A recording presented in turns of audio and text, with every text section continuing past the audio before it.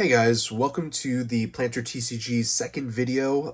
Today we'll be going over my Roaring Moon EX deck builds, and last time we went over Charizard EX, the deck that I have for that. So I'd love to share with you guys my copy of my deck of the Roaring Moon EX. So again, the most important factor of the deck itself is Roaring Moon EX, especially that Frenzy Gouging attack is one of the best attacks that I've come across, and you're able to just completely nuke a Pokemon. However, there's a trade-off with 200 HP being taken off of Roaring Moon EX. So, and this deck that I'll be showcasing today is pretty much a mirror copy of the Kyoto second place finish. And there's a very important component to it that I love the most, and primarily because it's one of my favorite legendaries that I'll go over here in a second as well. So again, most important part of the deck is Roaring Moon EX. Going into the component that I was speaking about a little bit, maybe a little earlier, is Darkrai. So the difference between this and Galarian Moltres, Galarian Moltres, for those people who don't know what Galarian Moltres does, the ability allows you to take a dark energy from your discard pile and attach it to the Galarian Moltres.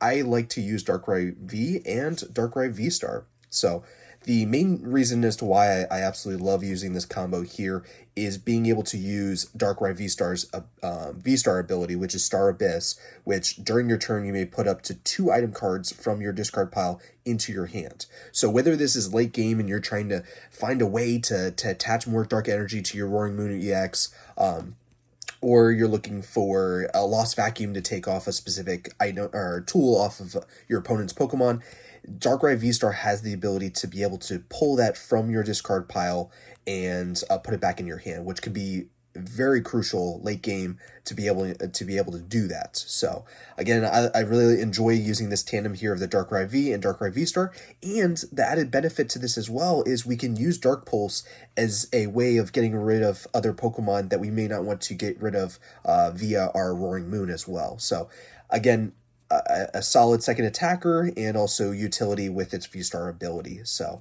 and also I love this art. You can't lie. This is probably one of my favorite arts that is out there for any type of Pokemon. Okay, so again, Darkrai V, Darkrai V-Star, and then we move into our Morpeko. Morpeko is going to be a good option for free retreat, as long as this Pokemon has no energy. It has 0 retreat cost, which is great. And also, I believe that attack can also be useful as well, just in case you want to take out some lower HP Pokemon. Just making sure that, of course, you're able to attach the energy to the Morpeko, and then it allows you to take those energies and put it onto your other Pokemon as well. So, okay. And then moving on to our draw engine here, primarily with or one of our draw engines with Radiant Greninja. For those who don't know what Radiant Greninja's ability is Concealed Cards, which allows you to discard an energy, which is the primary thing that you really want to do with this deck, is being able to discard those dark energies so that you can use your Dark Patch or use other abilities to put it onto your Pokemon. So Radiant Greninja is a great way of discarding your energies, and alongside with that, being able to pull 2 cards from the top of your deck. Okay, I don't particularly run with this build any water energies to be able to use the Moonlight Shuriken attack, but that can be useful if I was to, in the future make a little bit of a shift or whatnot. But there is some Roaring Moon decks out there that do utilize that capability of Moonlight Shuriken to take care of some bench Pokemon as well, in case your opponent's not running Manaphy or whatnot. I only run 1 copy of Squawkabilly EX, so again, another important Pokemon setting up in the beginning of the game to be able to use Squawk and Seize, which essentially is just a less than 1 count of a professor's research. By discarding your hand, you're able to draw 6 cards from the top of your deck, but you can only use this turn 1. Okay, that's the limitations on the card. And then lastly, my last Pokemon that I use in the deck is Lumineon V. Again, if you guys don't know what Lumineon V does, Lumineous Sign allows you to pull a supporter out of your deck as long as you have placed this Pokemon onto your bench. So again, cards potentially like Battle VIP Pass or Nest Ball kind of don't allow you to do this. So I run Ultra Balls in the deck so that I'm able to pull it from my deck, and if my hand doesn't have a supporter in it, I'm able to place it down for turn and be able to utilize that ability, which is can be very important throughout the game. So moving on to supporters, there's not many supporters that we run in the deck, but we do run for Professor Sada's Vitality, which this card can be very useful in getting energies onto your bench Pokemon, and that is a crucial part to remember with this card, that you're able to choose up to 2 of your ancient Pokemon. So again, we're primarily focusing on our Roaring Moons to be able to attach those energies, and you could attach 1 energy to each ancient Pokemon that you have on your bench. So, actually, no, not onto your bench, to any of your ancient Pokemon. So whether it's in the active or on the bench, you're completely good to go there.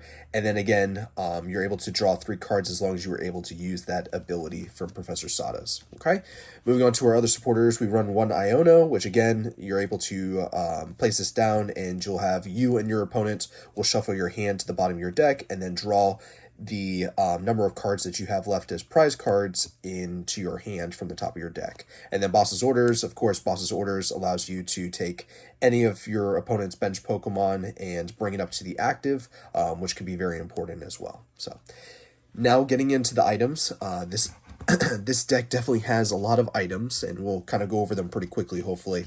But we are running 4 Battle VIP Pass, so again, you can only use it turn 1, but with Battle VIP Pass, you're able to put 2 basic Pokemon onto your bench and then shuffle your deck, so we have that. Then we're also running 4 Trekking Shoes, so again, helpful in drawing cards, but essentially what you'll do is play a Trekking Shoes, you'll look at the top card of your deck. If you're not crazy about it, then you could discard it and then draw again. So again, another good way of cycling through your deck and finding those cards that you really need. Moving on to the next item cards, we have our Dark Patches. So again, as I was mentioning earlier, this can be very helpful with our Raining Greninja and being able to discard a Dark Energy and then using a Dark Patch to be able to expedite a Darkness Energy onto one of your bench Pokemon. Again, that's your only limitation, is it's a benched Dark Pokemon that it goes to, so that's the only thing there. And again, like I mentioned, a lot of the times I'm looking for that card primarily when I use my Darkrai V-Star ability.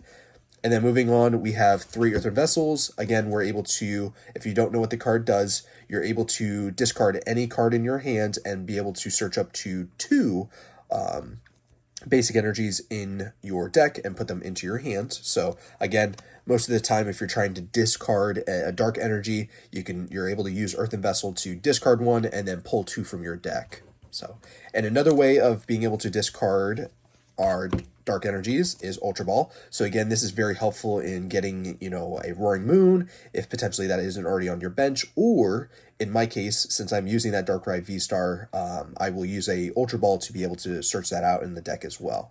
And again, a good way of being able to discard any cards that you need to, which again, in the Roaring Moon, I know I've emphasized it already, but you're trying to discard those dark energies. So, moving on to the next 2 cards that we have here, we have our Nest Ball. Again, we're able to search out for any basic Pokemon in our deck and place it onto our bench. And then again, shuffling after that.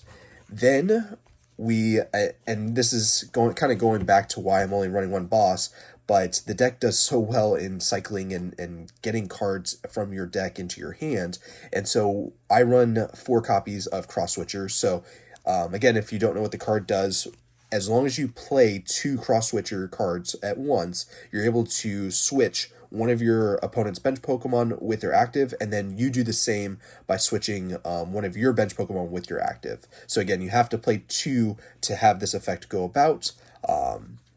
But it sort of is a boss's orders, but again, kind of you have that limitation of needing 2 at the same time. So, and then we are running 4 Crossseaver. So again, similar with the Cross Switcher, you have to play 2 at once, and I'm running 4 copies here.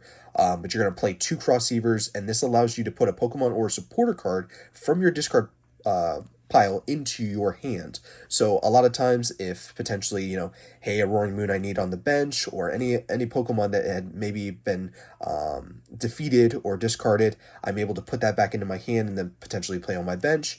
Or if I need a Professor Sada's Vitality, then I'm able to pull that out as well and put it in my hand to be able to use. So, and then lastly, the last cards that we have for items wise, we have Switch and Switch Cart. Again, Switch, just in case my Darkrai V-Star was left in the active, I'm able to switch that out. And then Switch Cart I can use to not only heal 30 for my active Pokemon that goes to the bench, but this is also important for any type of basic Pokemon as well. So again, that's why I'm running those. And then lastly, we have Lost Vacuum, so being able to discard a Stadium or a tool from one of my opponent's Pokemon, And then also lastly, Super Rod for any time that I need to put a Pokemon or any energies back into my deck as well. So, and then we're getting to the end here, I promise. So we're running 4 Pokestops. Absolutely love this card. It is one for the gambling lifestyle, if you may call it. But for those who don't know what the Pokestop does, once during your turn, and again, could be for your turn or for your opponents as well, since this is Stadium,